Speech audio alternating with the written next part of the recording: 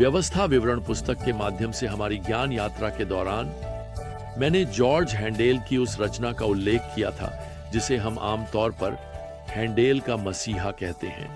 यह संगीत उसी कार्यक्रम से पहले आता है जिसे आप देख या सुन रहे हैं। अब इसका आधिकारिक शीर्षक केवल मसीहा है, क्योंकि यह हमारे प्रभु मसीहा के बारे में गाता है।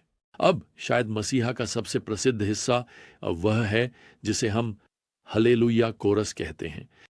हैंडेल ने इसे बस हलेलुया नाम दिया और इसका कारण यह है कि हलेलुया शब्द 157 बार गाया जाएगा, 157 बार हलेलुया कोरस के दौरान। खैर, हलेलुया एक हिब्रू शब्द है जो हलेल से आता है, जिसका अर्थ है प्रशंसा, सौरहैनला जाह, जो यहोवा को संदर्भित करता है। तो हलेलुया का अर्थ है यहोवा की प्रशंसा करो या प्रभु की प्रशंसा करो। अब जैसे यह प्रेरित भजन, यह महान भजन पुस्तक समाप्ति की ओर बढ़ती है, प्रशंसा का विषय एक प्रकार से इस भव्य समापन तक पहुंचता है। और मुझे आपको बताना है, मैं सुनता हूं कि हलेलुया कोरस बार बार गाया जा रहा है। वास्तव में इस पुस्तक के इन अंतिम 3 भजनों में प्रशंसा शब्द लगभग 30 बार दोहराया गया है। हमें बार बार हलेलुया गाने, प्रभु की प्रशंसा करने के लिए आमंत्रित किया जा रहा है। और वैसे भगवान की प्रशंसा केवल हमारे होठों से नहीं आनी चाहिए, बल्कि भगवान की प्रशंसा अब पूरी सृष्टि से आनी चाहिए। पूरी सृष्टि एक साथ मिलकर, जैसे कि मां हलेलुया कोरस गा रही हो। वास्तव में भजन 148 यहां गाने के साथ खुलता है, प्रभु की प्रशंसा करो, स्वर्ग से प्रभु की प्रशंसा करो, ऊंचाइयों में उसकी प्रशंसा करो, उसकी सभी स्वर्गदूत उसकी प्रशंसा करें, उसकी सभी सेनाएं उसकी प्रशंसा करें। मेरा मतलब है, बस कल्पना करें कि सभी स्वर्गदूत इस भव्य समापन के लिए तैयार हो रहे हैं। एक लेखक ने इसे इस तरह कहा, आप जानते हैं, अगर हम याकूब की सीढ़ी उधार ले सकते और उस चमकदार सीढ़ी पर चढ़ सकते, तो हम स्वर्गदूतों को देख सकते जिनके चेहरे पूर्ण सामंजस्य में चमक रहे हैं, हलेलुया गाते हुए। खैर, स्वर्गदूतों के साथ हमारे पास सूरज, चांद और सभी तारे हैं जो यहाँ 3री आयत में गा रहे हैं। सबसे ऊंचे आकाश और आकाश के ऊपर के जल यहाँ 4थी आयत में गा रहे हैं। गहरे समुद्र के जल में छिपे समुद्री जीव 7वीं आयत। प्रकृति की सभी शक्तियां 8वीं आयत। पहाड़ और पशुधन और फलदार पेड़ 9वीं आयत। वे सभी किसी न किसी तरह से अपने सृजनकर्ता के लिए गाने में शामिल होने का विशेषाधिकार प्राप्त करते हैं अपनी अनोखी शैली में। तो पूरी सृष्टि हल्लेलुया कोरस गा रही है। खैर, अब रचयिता 11वीं आयत में कविता से भविष्यवाणी की ओर बढ़ते हैं। पृथ्वी के राजा और सभी लोग, राजकुमार और पृथ्वी के सभी शासक, युवा पुरुष और युवतियां, साथ में बूढ़े पुरुष और बच्चे, वे प्रभु के नाम की स्तुति करें, क्योंकि केवल उनका नाम ही महान है। उनकी महिमा पृथ्वी और आकाश से ऊपर है। ओह वाह, यह फिर से आने वाले राज्य का संदर्भ है जहां मसीह पृथ्वी पर शासन करेंगे। और जॉन अपने दर्शन में प्रभु यीशु के बारे में प्रकाशित वाक्य 19 में लिखने जा रहे हैं। प्रभु स्वर्ग से उतर रहे हैं ताकि यरूशलेम से शासन कर सकें, जैसा कि वादा किया गया था। जॉन लिखते हैं कि प्रभु के वस्त्रों पर राजाओं के राजा और प्रभुओं के प्रभु शब्द कढ़ाई किए गए हैं। फिर से यह मुझे हल्लेलुया कोरस की याद दिलाता है। हैंडल लिख रहे हैं, वह हमेशा के लिए शासन करेंगे, राजाओं के राजा और प्रभुओं के प्रभु। खैर, अब यहां पद 14 में हम पढ़ते हैं कि प्रभु ने अपने लोगों के लिए एक सींग उठाया है।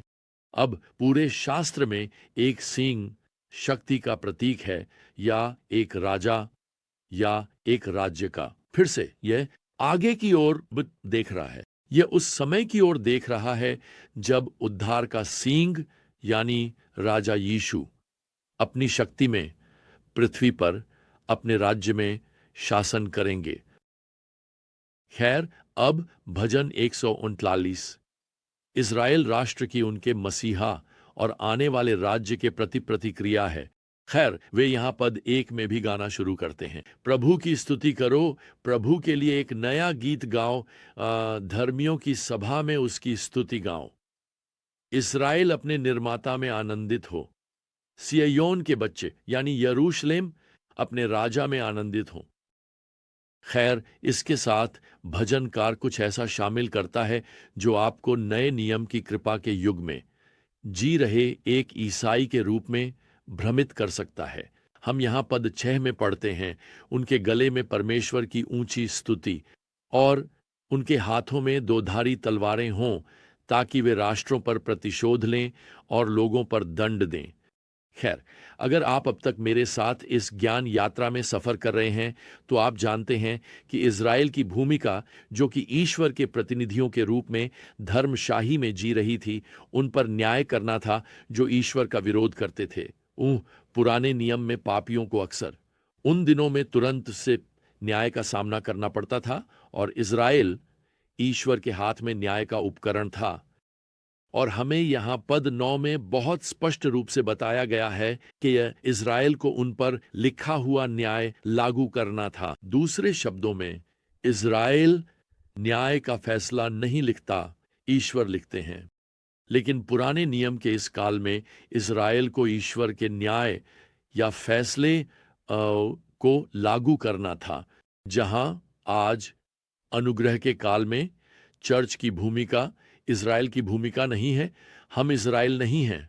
चर्च पापियों पर ईश्वर का न्याय लागू नहीं कर रहा है।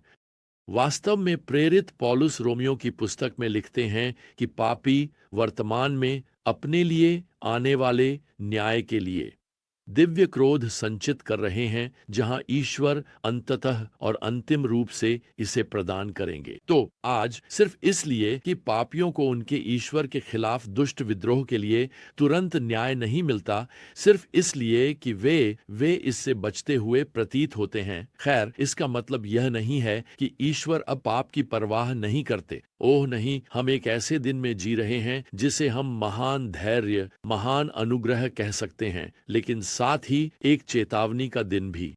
क्या आप जानते हैं कि आपका और मेरा सुसमाचार संदेश ईश्वर के आने वाले न्याय की चेतावनी भी शामिल करता है? प्रेरित पौलुस ने एथेंस शहर के नेताओं को संबोधित किया और उन्होंने उनसे क्या कहा? उन्होंने यह कहा, अज्ञानता के समय को ईश्वर ने अनदेखा किया, लेकिन अब वह सभी लोगों को हर जगह पश्चाताप करने का आदेश देते हैं। क्यों? क्योंकि उसने एक दिन निर्धारित किया है जिस दिन वह दुनिया का न्याय करेगा। यह प्रेरितों के काम अध्याय 17 है। तो न्याय का दिन आ रहा है, यह चेतावनी है। लेकिन सुसमाचार एक रास्ता भी देता है, ईश्वर के अंतिम न्याय से बचने का एक तरीका, और वह यह है कि अगर हम पश्चाताप करें और यीशु मसीह के सुसमाचार पर विश्वास करें, ईश्वर के पुत्र में अपना विश्वास रखें, तो हमें क्षमा मिल जाएगी। हम हर पाप के दोष से शुद्ध हो जाएंगे, हमें उद्धार का उपहार दिया जाएगा। तब हम ईश्वर के उस अंतिम न्याय से बचने में सक्षम होंगे। अगर आपने ऐसा नहीं किया है तो आपको आज ही उसे स्वीकार करना चाहिए। इंतजार मत करो। अगर आपने ऐसा किया है तो खैर, आपको क्षमा मिल गई है। आपके सभी अपराध, आपके सभी पापों का भुगतान हो चुका है और आप अभी भी ईश्वर की निंदा और न्याय से मुक्त हैं। खैर, उस चेतावनी और उस अद्भुत वादे के साथ हम अब भजनों की 5वीं और अंतिम पुस्तक के अंतिम भजन पर आते हैं और इसे भजन 150 के रूप में गिना जाता है। इस संक्षिप्त भजन में हमें 13 बार प्रभु की स्तुति करने के लिए कहा गया है, और यह है कि अगर आप चाहें तो उस हालेलुया कोरस को फिर से शुरू कर दें। ये सभी अद्भुत वाद्य यंत्र अब हमारे साथ इस अंतिम हालेलुया को गाने के लिए साथ देंगे। हमारे पास तुरही है, हमारे पास तीसरी आयत में वीणा है, हमारे पास डफली है, हमारे पास तार वाले वाद्य यंत्र हैं, हमारे पास चौथी आयत में बांसुरी है, अंत में हमारे पास पांचवी आयत में झांझ है। वास्तव में संगीतकार यहां सुनिश्चित करता है कि इन जोरदार टकराने वाली झांझों को बुलाया जाए।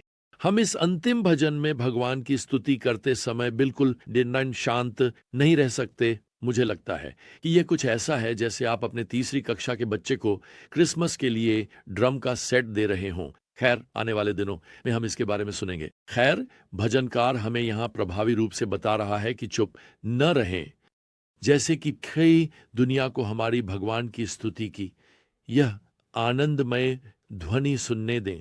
फिर अंत में यहां आपके पास गाना बजाने वाला समूह है, आपके पास सभी मुक्त लोगों की मेजबानी है जो हमें इस अंतिम कथन में, इस अंतिम हल्लेलुयाह में छठे पद में नेतृत्व कर रहे हैं। हर वह चीज जिसमें सांस है वो प्रभु की स्तुति करे और प्रभु की स्तुति करो। प्रिय, मुझे नहीं पता कि आज आपके जीवन में क्या हो रहा है। मुझे नहीं पता कि आज आपके दुनिया में जहां आप रहते हैं क्या हो रहा है, लेकिन मैं यह जानता हूं कि मानव इतिहास की कहानी यहीं जा रही है, यहीं हम जा रहे हैं। यीशु मसीह अंततः यरूशलेम में उतरेंगे और पृथ्वी पर अपना राज्य स्थापित करेंगे, और आप में से जो उन पर विश्वास करते हैं वे उनके साथ सहशासन करेंगे। हम कल्पना भी नहीं कर सकते और जब हम उनके साथ पहुंचते हैं तो हम क्या गा रहे हैं। खैर, अगर आप कहानी के अंत तक जाते हैं, जैसे कि रहस्योद्घाटन 19 में जैसा हमें बताया गया है, प्रेरित जॉन लिख रहे हैं और वहां पद 1 में वे कहते हैं, मैंने स्वर्ग में एक बड़ी भीड़ की ऊंची आवाज सुनी जो पुकार रही थी, हल्लेलुयाह, ईदे उद्धार और महिमा और शक्ति हमारे परमेश्वर की है। और पद 6 में वे गा रहे हैं, हल्लेलुयाह, क्योंकि हमारे परमेश्वर सर्वशक्तिमान प्रभु राज्य करते हैं। मानव इतिहास महान हल्लेलुयाह, हल्लेलुयाह कोरस की ओर बढ़ रहा है। आप जानते हैं, मुझे याद आता है कि 3 सीधे हफ्तों तक अपने महान ऑडिटोरियो की रचना करने के बाद जॉर्ज हैंडल को आखिरकार एक दोस्त ने बाधित किया जो उनके अपार्टमेंट में आ गया था। उसने जॉर्ज नस को उनके पियानो पर बैठे हुए पाया। संगीत की चादरें हर जगह बिखरी हुई थीं और उन्होंने अभी अभी हल्लेलुयाह कोरस पूरा किया था। आंसू उनके चेहरे पर बह रहे थे और उन्होंने अपने दोस्त की ओर देखा और कहा, ऐसा लगता है जैसे मैंने अपने सामने पूरा स्वर्ग देखा और महान भगवान स्वयं अपने सिंहासन पर बैठे हैं। यह मुझे बताता है कि आपकी कहानी आज समाप्त नहीं हुई है। वास्तव में मानव इतिहास की कहानी मास ने हमारे सार्वभौम प्रभु की रचना को पूरी तरह समाप्त नहीं किया है। मैं चाहता हूं कि आप इस गीत, इस भजन के माध्यम से याद रखें कि मानव इतिहास तब तक समाप्त नहीं होता जब तक हम उस शाश्वत दिन में अपनी जगह नहीं पा लेते। क्या होने वाला है? यह सब कैसे समाप्त होगा? सारी सृष्टि हमारे साथ, उद्धार प्राप्त लोगों के साथ इसे गाने में शामिल होगी और वह हमेशा और हमेशा के लिए शासन करेगा, हमेशा और हमेशा के लिए। हालेलुया। और इसके साथ हम इस प्रेरित स्तुति के भजन संहिता के माध्यम से अपनी ज्ञान यात्रा को समाप्त करते हैं। अगली बार तक प्रियजनों, प्रभु यीशु मसीह की कृपा और परमेश्वर का प्रेम और पवित्र आत्मा की संगति आप सभी के साथ हो। आमीन।